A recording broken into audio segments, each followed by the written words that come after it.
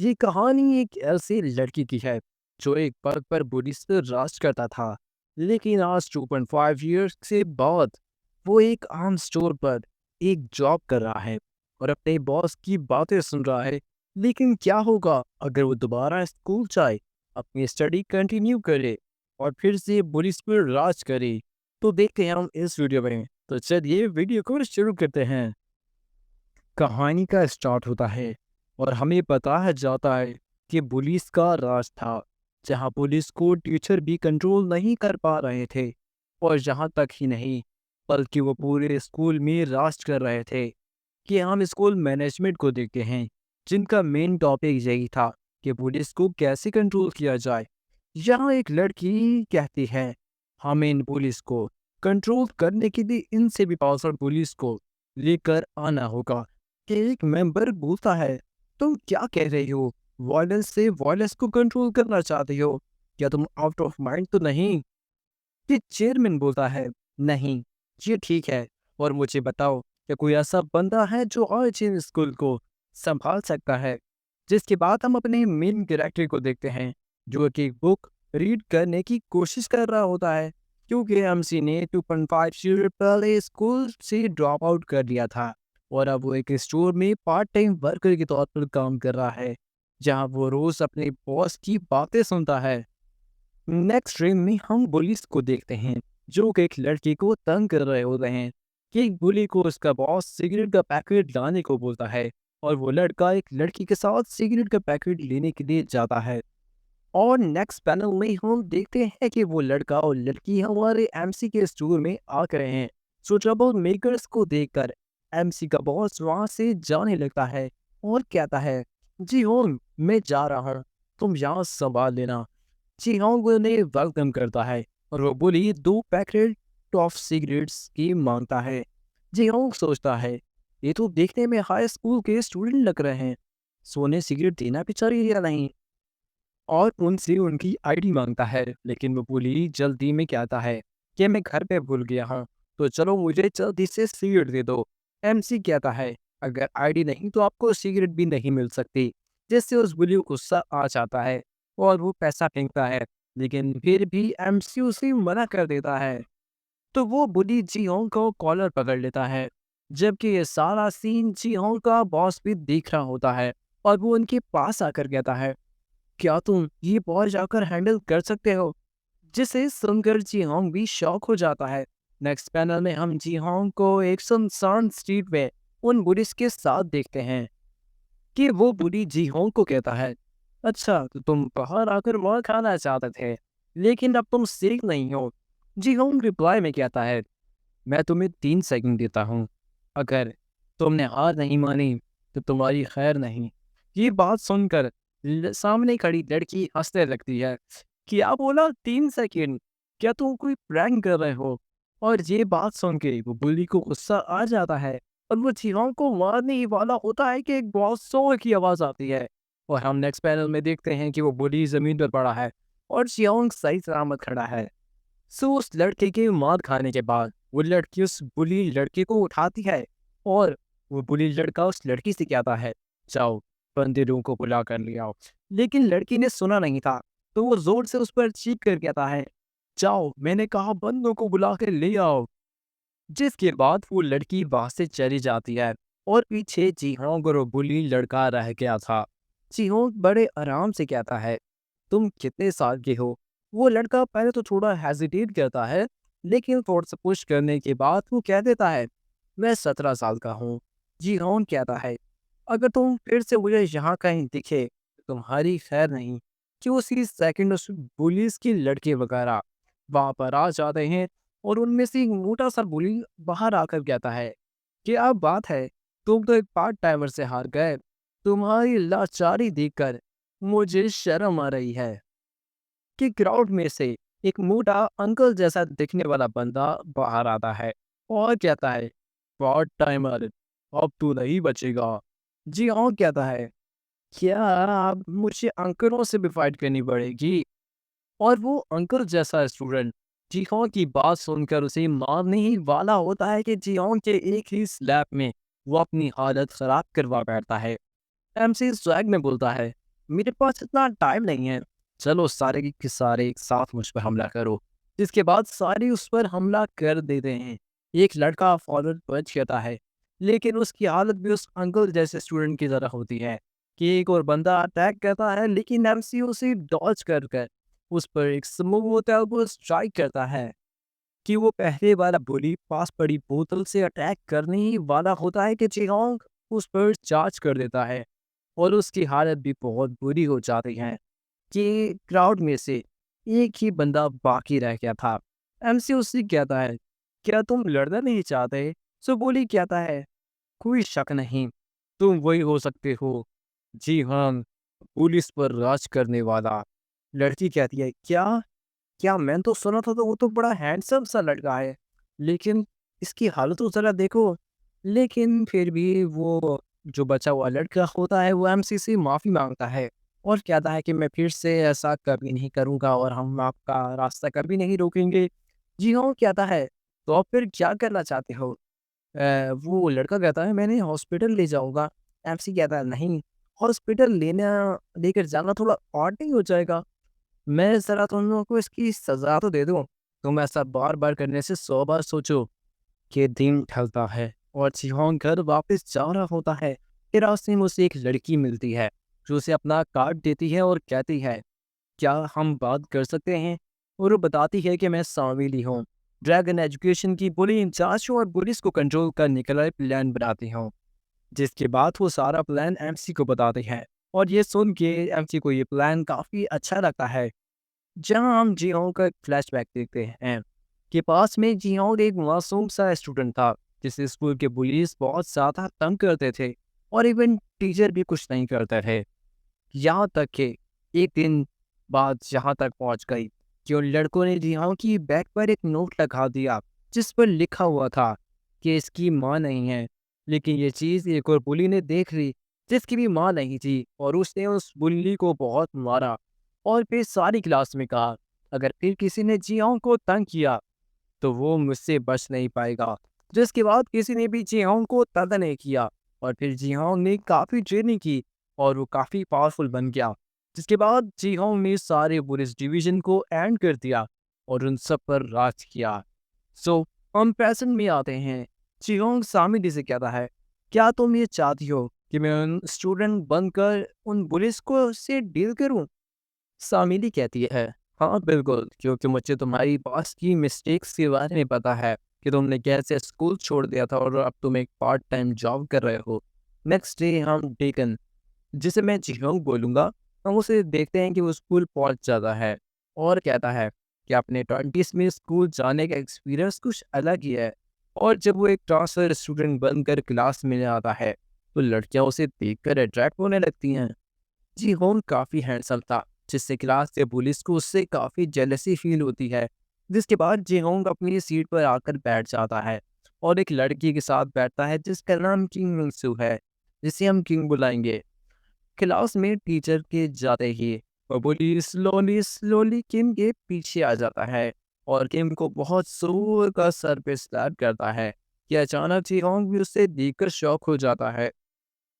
और वो बुली उससे कहता है, जाओ और मेरे लिए ब्लड लेकर आओ।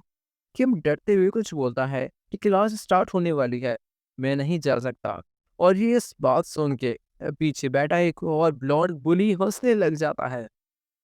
सो ये बात सुन के वो काफ़ी ज़्यादा हाइपर हो जाता है और सारी क्लास से कहता है कि सब अपनी आंखें बंद करो। जी हों देखता है कि बाकी सारी क्लास ने उसके कहने पर अपनी आंखें बंद कर ली हैं। जिसके बाद हो जोंग किम को एक बहुत ज़ोर का थप्पड़ मारता है और कहता है कि तेरी हिम्मत कैसे हुई मेरे खिलाफ जाने की। कि जी होंग उससे फाइट करने वाला था, लेकिन उसे सामिली की बात याद आ जाती है कि जब तक कोई तुम्हें तंग न करे तुम एक्शन नहीं लोगे। कि उसी सेकंड होजोंग हमारे हीरो से बोलता है कि तुमने आंखें क्यों नहीं बंद की, ये बात मैंने सारी क्लास के लिए बोली थी।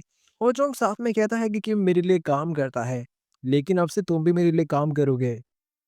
कि जिहोंग स्वैग में रिप्लाई करता है, क्या एक बंदा काफी नहीं है तुम्हारे लिए? होजोंग जोर से हंसता और बोलता है, अच्छा जोक था, लेकिन मैंने जो बोला वो तुम्हें करना होगा। कि जिहोंग कहता है, ठीक है मैं कर दूंगा, लेकिन मुझे पैसे चाहिए, काम करवाने के लिए पैसे लगेंगे। कि ये बात सुन के होजोंग कंफ्यूज और दोनों शॉक में आ जाते हैं। वो जीहोंग का सर पकड़कर बोलता है, मेरा मतलब था कि मैंने कहा कि अपने पैसों से मेरे लिए कुछ चीज लेकर आओ। जीहोंग रिप्लाई में बोलता है, क्या तुम गरीब इंसान हो? मैं तुम्हें समझ चुका हूँ। स्टार्ट तुमने किया था, लेकिन एंड मैं करूंगा। और फिर एक जोर का पंच उसके पेट पर मारता है और दूसरा पंच उसके फेस की तरफ, जिससे हो जाऊं घूम जाता है। और फिर एक फाइनल पंच उसे मारता है जिससे वो बेहोश हो जाता है। गोल्डन हेयर वाला वो लड़का ये देखकर शॉक हो गया कि जी होंग उसे बोलता है, तुझे बहुत हंसी आ रही थी ना, चल इधर आ, अगर तुम इधर नहीं आओगे तो मैं तुम्हारे पास आऊंगा। लेकिन वो ब्लॉन्ड लड़का तो काफी ज्यादा घबराया हुआ था और जीहोंग उसकी तरफ जैसे ही बढ़ता है तो डिफेंस में बुली भी जीहोंग की तरफ चार्ज करता है। लेकिन जीहोंग उसे इजली डॉज कर लेता है और एक और पंच जीहोंग की तरफ करता है, लेकिन जीहोंग उसे भी डॉज कर लेता है। तो फिर जीहोंग उसके पेट पर एक हैवी पंच करता है जिससे उसकी हालत खराब हो जाती है। जीहोंग उसे दोबारा मारने ही वाला होता है कि बुली बोलता है, सीने में मत मारना, सीने में मत मारना, इससे बंदा मर भी सकता है, तुम पागल हो क्या? कि हम देखते हैं कि जहाँ हो जोंग भी होश में आ गया था और एक चेयर उठाकर जीहोंग की तरफ चार्ज करता है। लेकिन जीहोंग उसे जैसे ही देखता है तो कहता है, ये तो काफी टफ बंदा है, मेरी इतनी मार खाने के बाद भी अभी तक ठीक है। और फिर उसकी तरफ बढ़ता है और उसे एक फाइनल पंच मारता है जिससे वो वहीं पर ढेर हो जाता है। और फिर उसके बाद वो बुलीस को एक साइड पर बैठा देता है और एक बुली के पास आके कहता है, तुम्हें ब्रेड अच्छी लगती है हाँ, जाओ अब मेरे लिए ब्रेड लेकर आओ। बुली बोलता है, तुम्हें क्या लगता है हमें मार देने से सब कुछ खत्म हो जाएगा? अभी हमारा बॉस बाकी है, जब वो आएगा तो तुम उसके सामने कुछ भी नहीं। कि अचानक डोर ओपन होता है और बॉस क्लास के अंदर आ जाता है। बॉस आते ही कहता है, कौन हो तुम और हमारी क्लास में क्यों फाइट कर रहे हो? लेकिन वो जैसे ही अपने चमचों की हालत को देखता है तो कहता है, तुम्हें शर्म आनी चाहिए, तुमसे एक बंदा भी नहीं संभाला गया। और फिर वो जीहोंग को बोलता है, ट्रांसफर स्टूडेंट होके तुम पहले ही दिन मारामारी स्टार्ट कर रहे हो। जीहोंग उसकी तरफ देख ही रहा होता है कि बॉस जीहोंग पे अपने हाथ से हमला कर देता है। लेकिन ये सिर्फ उसकी एक ट्रिक थी, एक बेकार सी ट्रिक। लेकिन उसका हमला कहीं और था, जो आप और मैं सोच रहे हैं वही जगह। लेकिन ये भी सिर्फ उसकी एक ट्रिक थी। जैसे वो जीहोंग के फेस पर एक पंच लैंड करने में सक्सेसफुल तो हो जाता है, लेकिन जीहोंग अपने ऊपर ये पूरा पंच लैंड होने नहीं देता। कि बॉस का चमचा पीछे से उसे चीयर करके कहता है, क्या बात है बॉस, आप भी सबसे ताकतवर हो। कि बॉस जिसका नाम मैन हु है जिहोंग की तरफ बढ़ता है, लेकिन जिहोंग उसे काउंटर पे किक करता है और वो अपना बैलेंस लूज कर देता है। तो जिहोंग उसे कॉलर से पकड़ के दीवार पर फेंक देता है और कहा, कि तुम क्लास के बॉस होकर ऐसी सस्ती ट्रिक्स लगाकर फाइट कर रहे हो।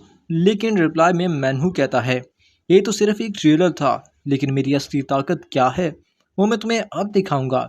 ये सुनकर जीहोंग को लगा कि अब ये फेयर फाइट करेगा, लेकिन मैनहू अपने पास पड़ी एक डस्टबिन उठाकर जीहोंग की तरफ फेंकता है और पीछे से जीहोंग पर अटैक कर देता है। लेकिन मैनहू का कोई भी अटैक जीहोंग पर लैंड नहीं होता, जिससे वो काफ़ी ज़्यादा फ्रस्ट्रेट हो जाता है। कि मैनहू ने एक ट्रिक लगाई और जीहोंग के पीछे देखकर बोला, मैं तुमसे अकेले फाइट करना चाहता था, ये पीछे कौन है? लेकिन जैसे ही जीहोंग ने पीछे देखा तो पीछे कोई भी नहीं था। कि उसी सेकंड मैनहू ने जीहोंग पर अटैक कर दिया, लेकिन जीहोंग ने बड़ी आसानी से उसे डॉज कर लिया। और मैनहू अपनी सस्ती ट्रिक्स लगाता रहा, लेकिन जीहोंग उससे डॉज करता रहा, रोकता रहा और बचता रहा।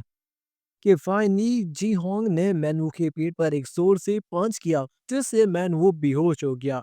और ये देखकर उसके चमचे भी शॉक हो गए कि क्लास वन का बॉस चेंज हो गया है और जी होंग अब बन चुका है क्लास वन का बॉस। जी होंग ने मैनवू के दोनों चमचों से कहा कि इसे ले जाओ और जब ये होश में आया तो उसे मेरे पास ले आना। और ये सब फाइट सामिली भी देख रही थी और दिल में कहती है, ये काफी अच्छा परफॉर्म कर रहा है। और अब देखते हैं कि ये आगे क्या करता है। कि पीछे से एक लड़की ने भी शामिली को देख लिया था कि ये तो एजुकेशन फाउंडेशन की बुली इंचार्ज है और ये यहाँ क्या कर रही हैं।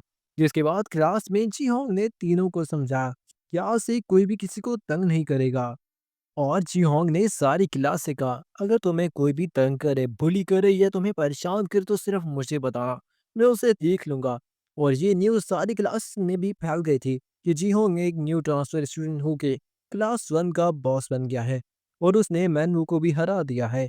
कि हम यहाँ क्लास 3 की बॉस को देखते हैं जो कि अपने चमचे से कहता है कि हमें रिलैक्स नहीं होना चाहिए। वैसे बताओ कि मेरा पंचिंग बैग किधर है?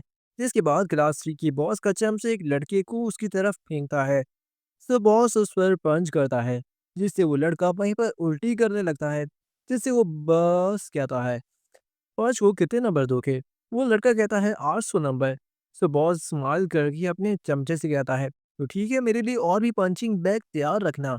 ब्रेक के बाद मैं और पंचिंग करूंगा।" मेन क्लास 3 का बॉस एज अ स्टूडेंट को as a punching bag use करता है। जिसके बाद हम क्लास 1 में देखते हैं, जिधर क्लास एंड हो गई थी। तो होजोंग रिलैक्स होते हुए कहता है, अब मुझे कौन सामान ला कर देगा?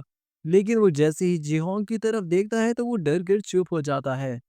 कि इधर गोल्डन हेयर वाला लड़का भी एक लड़के के ऊपर बैठा था, लेकिन उसने ये बात जैसे ही सुनी वो उतर कर बैठ गया।